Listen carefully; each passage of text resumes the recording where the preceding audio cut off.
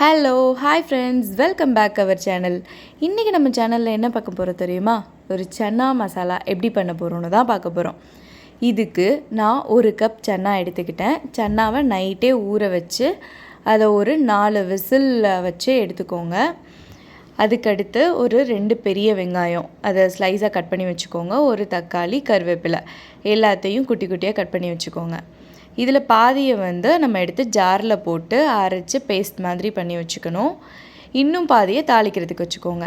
இப்போது ஒரு பாத்திரத்தை அடுப்பில் வச்சு 2 டேபிள் ஸ்பூன் எண்ணெயை ஊற்றிக்கோங்க.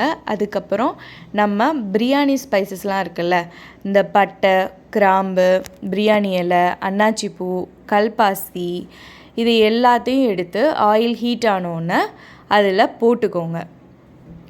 அதோட சோம்பும் கொஞ்சம் சேர்த்துக்கோங்க.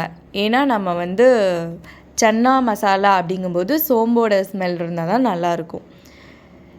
இப்போது மீதம் வச்சுருந்தோம்ல வெங்காயம், தக்காளி, கருவேப்பிலையெல்லாம், அதையும் போட்டு வதக்குங்க. நான் இதில் பச்சை மிளகா சேர்க்கலை, மிளகா பொடி தான் சேர்க்க போகிறேன். உங்களுக்கு சப்போஸ் பச்சை மிளகாய் பிடிச்சிருந்துச்சுன்னா அதை சேர்த்துக்கோங்க. அதோட வெங்காயம், தக்காளி நல்லா வதங்கினோன்னா அரைச்சி வச்ச பேஸ்ட்டையும் இதோட நம்ம சேர்த்துக்க போகிறோம். இப்போ பச்சை ஸ்மெல் போகிற வரைக்கும் நல்லா வதக்கிடுங்க. இப்போ அந்த அரைச்சி வச்ச பேஸ்ட்டை இதோட சேர்த்து நல்லா மிக்ஸ் பண்ணி அந்த பச்சை ஸ்மெல் போகிற வரைக்கும் கொஞ்சம் நேரம் அப்படியே சிம்மில் வச்சுட்டு விட்டுருங்க. இதோட நம்ம சன்னாவையும் கொஞ்சம் எடுத்து அதையும் நம்ம ஜாரில் போட்டு பேஸ்டாக்கி வச்சுக்க போகிறோம். இந்த நல்லா எண்ணெய் பிரிஞ்சு வரும்போது இதில் இஞ்சி பூண்டு பேஸ்ட்டு சேர்த்துடணும். அப்போ தான் அதோடய ஸ்மெல்லு, டேஸ்ட்டு எல்லாமே சூப்பராக இருக்கும். இதோடு இப்போ நம்ம எல்லா மசாலாவையும் சேர்க்க போகிறோம். மல்லித்தூள் ஒரு 1/2 டேபிள் ஸ்பூன், உப்பு தேவையான அளவு போட்டுக்கோங்க. சீரகத்தூள் 1 டீஸ்பூன் போடுங்க. சிக்கன் 65 மசாலா இருந்தது அப்படின்னா அந்த பவுடர் 1 டேபிள் ஸ்பூன், அப்படி இல்லைன்னா சில்லி பவுடரில் 1 டேபிள் ஸ்பூன் போட்டுக்கோங்க. இப்போ இதோட நம்ம சன்னாவையும் சேர்த்து கிளற போகிறோம். எல்லாத்தையும் நல்லா சேர்த்து மிக்ஸ் பண்ணிக்கோங்க.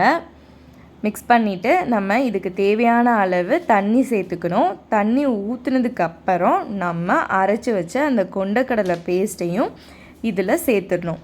இது சேர்த்து நல்லா கொதிக்க வைக்கும் போது அந்த ஃப்ளேவர், அந்த ஸ்மெல்லு உங்களுக்கு அதிலே தெரிஞ்சிடும். சன்னா மசாலா ரெடி ஆகிட்டுருக்கு. சன்னா மசாலா நல்லா கொதித்ததுக்கப்புறமா எடுத்து சர்வ் பண்ணுங்கள். உண்மையாகவே செம்ம டேஸ்ட்டாக இருக்குங்க. இதை சப்பாத்தி, பூரி அந்த மாதிரி இதுக்கு சேர்த்து சாப்பிட்டிங்கன்னா அவ்வளோ டேஸ்ட்டாக இருக்கும். ஸோ நீங்கள் அதை ட்ரை பண்ணி பாருங்கள். வீட்டில் ட்ரை பண்ணிவிட்டு பிடிச்சிருந்துச்சுன்னா எங்கள் சேனலை லைக் பண்ணுங்கள், ஷேர் பண்ணுங்கள், கமெண்ட் பண்ணுங்கள். மறந்துடாமல் சப்ஸ்கிரைப் பண்ணிடுங்க. ஓகே காய்ஸ், பாய் பாய், டேக் கேர்.